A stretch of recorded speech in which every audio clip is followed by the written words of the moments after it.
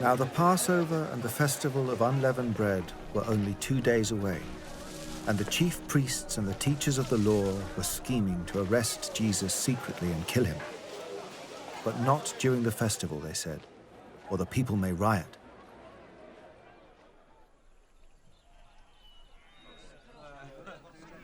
While he was in Bethany, reclining at the table in the home of Simon the leper, a woman came with an alabaster jar of very expensive perfume made of pure nard.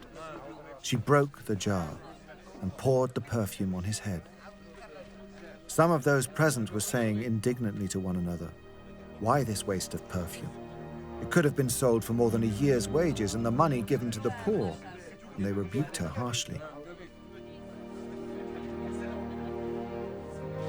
"Leave her alone," said Jesus. "Why are you bothering her? She has done a beautiful thing to me.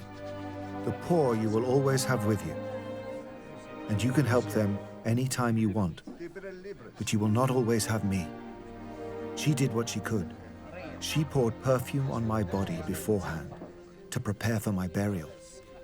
Truly, I tell you, wherever the gospel is preached throughout the world, what she has done will also be told in memory of her."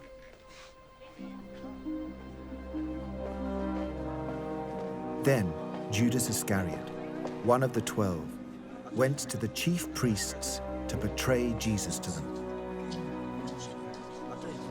They were delighted to hear this and promised to give him money. So he watched for an opportunity to hand him over.